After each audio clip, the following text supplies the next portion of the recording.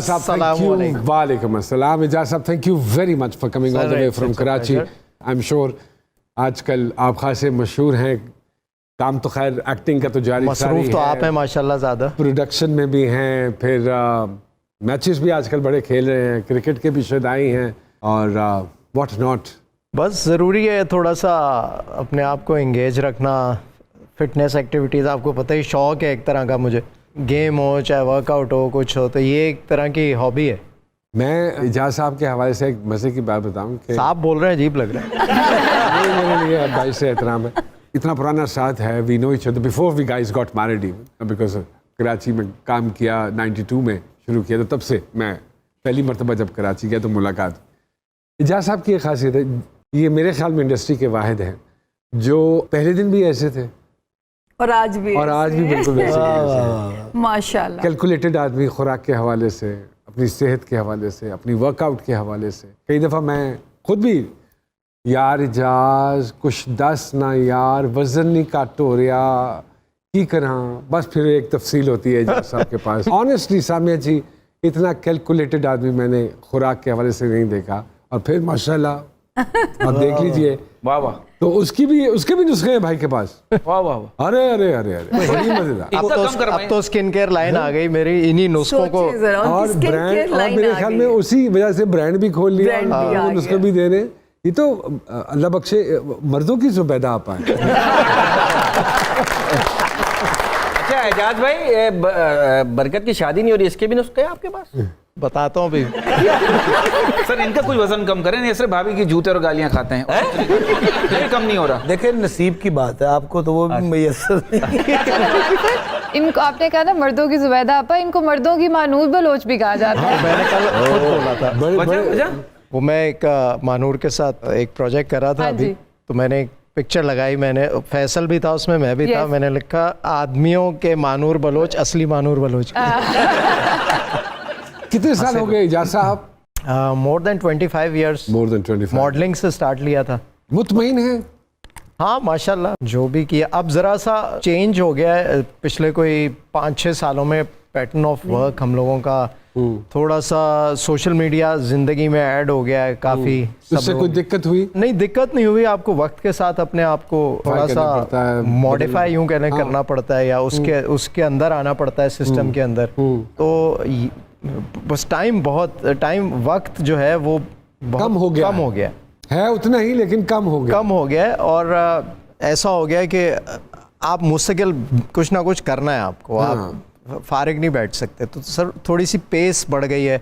पहले थोड़ा सा इजी ज़िंदगी थी, अब बहुत चीज़ें होती हैं जिसको आपको लेके चलना होता है साथ। और अगर आप कोई काम कर रहे हो, बिज़नेस कर रहे हो, तो बस फिर आप हर वक्त कुछ ना कुछ कर रहे होते हैं। सो जब से मैं अपने लाइन मैंने स्किन केयर की शुरू की, तो वो तो उसमें भी हर वक्त कुछ ना कुछ नई चीज़ों पे काम करना होता है ऑब्वियसली। क्या ये पूरा जैसा सेटअप बनाया हुआ है? एक बहुत बड़ा ब्रांड है, उनके साथ मैंने कोलैबोरेशन में किया, और मेरा सारा natural chemical free herbal products है। बट बिकॉज ये एक शोबा ऐसा है जो जिसमें आप हमेशा से बहुत ज़्यादा इंटरेस्टेड रहे हैं, so it was easy for you to go into it, ना? Yes, it was। और फिर इसमें अब मैं फूड सप्लीमेंट्स पे भी काम कर रहा हूँ, तो वो मेरी ज़रा सी रिसर्च शुरू से रही है, तो बहुत सारे ऐसे मेन इंग्रेडिएंट्स हैं जिनका मुझे पता है। क्लोथिंग की एक लाइन थी आपके पास जी, उसको क्यों छोड़ दिया? उसको इसलिए छोड़ दिया था कि कुछ बीच में प्रॉब्लम्स आए। प्रॉब्लम्स इन द सेंस, जब आप ब्रांड को बड़ा करने जाते हैं और उसके अंदर फिर और लोग आते हैं, इन्वेस्टर्स आते हैं काम बढ़ाने के लिए, तो बस वहाँ एक मुझसे कैलकुलेशन में थोड़ी सी मिस्टेक हुई और वो रॉन्ग डिसीजन हो गया एक मुझसे। तो मैंने उस वक्त उसको रोका। मैंने ये सोचा कि ब्रांड की रेपुटेशन ना ख़राब हो, तो उसको यहाँ रोक देता हूँ। अब मैंने रिसेंटली जब अपनी स्किन केयर लाइन लॉन्च की, तो ऑनलाइन है बेसिकली, तो उसमें फिर मैंने कहा अब ये चीज़ें ऐड करता जाऊँगा। तो दोबारा से मैंने उसमें क्लोथिंग शुरू कर दिया। हाँ, शलवार कमीज़ वगैरह से शुरू किया। अब मेरा इरादा है मैं एक्सेसरीज़, फ्रेगरेंसेज और इन चीज़ों में उसी ऑनलाइन बिजनेस को एक्सपेंड करें। और प्रोडक्शन भी आप साथ प्रोडक्शन भी कर रहे हैं। प्रोडक्शन को एक साल पैसे, हालांकि अपने ही दोस्तों के पास आपके फंसे हुए हैं। बिल्कुल ऐसे ही है। हाँ। आपको तो पता ही है, आपके खुद फंसे हुए। वैसे कुरैशी साहब के साथ बहुत ज़्यादा दोस्ती यारी है आपकी, बहुत चोली दामन का साथ है, जैसे हमारे उज़मी भाई और बरकत साहब का बहुत गहरा एक ताल्लुक है। खुराक वो खाते हैं और लगती उनको है, नहीं सर, बरकत नाम उनका है इधर, बड़ी उधर हुई है। तो फैसल साहब के साथ भी इसी तरह अरसा गुजर गया। फैसल के साथ बहुत अच्छी दोस्ती है, क्योंकि हमने इत्तेफाक ऐसा है कि सबसे ज़्यादा अगर मैंने किसी के साथ प्रोजेक्ट किया तो फैसल के साथ किया। साहब के साथ वो जब काम आप हर वक्त इतना, एक हमने सिटकॉम होता था हमारा मैं और तुम, वो कोई 3-4 साल चला है बस। उसके बाद फिर हमने वो ऐसा एक ब्रांड बन गया था कि उसके बाद फिर सीरियस प्रोजेक्ट्स भी हमने काफ़ी सारे साथ किए। ट्रैवल भी अक्सर कुछ चीज़ें हो रही होती हैं, अवार्ड्स हो गए, इवेंट्स हो गए। मोटरसाइकिलिस्ट भी हैं भाई साहब, बिल्कुल, वो भी साथ वो भी एक साथ वो भी शौक पाला हुआ है। पूरा ग्रुप निकलता है सर रात में वहाँ। हाँ जी, लेफ्टन से और नहीं, दिन में भी निकलता दिन में, लेकिन रात में ज़्यादा आप लोग थोड़ी जी फातिमा जी कुछ कहना चाहेंगे? मान सर, आपने फैसल कुरैशी सर की बात की है, पिछले दिनों उन्होंने ट्वीट किया हुआ था कि अल्लाह इन जैसा दोस्त सबको दे, तो ये क्या स्टोरी है उस ट्वीट की? बस वैसे ही उसने भी अपना एक ब्रांड लॉन्च किया है। तो अब जब कोई दोस्त यार लॉन्च करता है कोई चीज़, तो हमारा फ़र्ज़ बनता है कि हम उसको सपोर्ट करें। इस वजह से फैसल ने लगाया था कि मैंने उसको यही कहा, मैंने कहा भाई फुल सपोर्ट, जहां मैं अवेलेबल हूं और जहां तुम बोलोगे हाजिर हूँ। तो वो उसने कहा यार ये बहुत, क्योंकि जब हम करते हैं कोई चीज़ लॉन्च तो फिर उस वक्त बहुत सारे लोगों का पता भी चलता है। तो ये दोस्ती होती है। मैं और नुमान जो है वो मिलते बहुत कम है, लेकिन मोहब्बत और प्यार ऐसा है, अब जैसे ही मैं इसको मैसेज करूंगा ना, ये कह के मारता हुआ वॉइस नोट आता है। क्या बात है एजाज भाई, मोहब्बत किस हद तक करते हैं और नफरत किस हद तक करते हैं?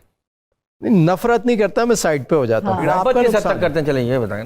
मोहब्बत ही मोहब्बत है भाई। आप किस हद तक महसूस करना चाहते हैं? लेकिन एजाज सर, आप मैसेज का रिप्लाई अगर आपको कोई ना करे तो फिर उसका इजहार आप कैसे करते हैं? देखें, ये भी एक मोहब्बत होती है ना दोस्तों से। अगर आप किसी से कोई बात कर रहे हैं, पूछ रहे हैं, और वो जो है आपको लगे कि इग्नोर कर रहा है, तो आप कहते हैं यार दोस्त है मेरा, मैं इससे शिकवा तो नाराज हो जाता है। हर एक से नहीं करता। चलिए, मुझे ऐसा लगता है मुखलिस दोस्त के अंदर इतना प्यार छुपा हुआ होता है जितना ख्वाजा सरा के अंदर डांस है। एक छोटी सी ब्रेक लेते हैं और ब्रेक के बाद दोबारा जी सरकार में हाजिर होते हैं। एजाज असलम साहब हमारे साथ मौजूद हैं, कहीं मत जाइएगा।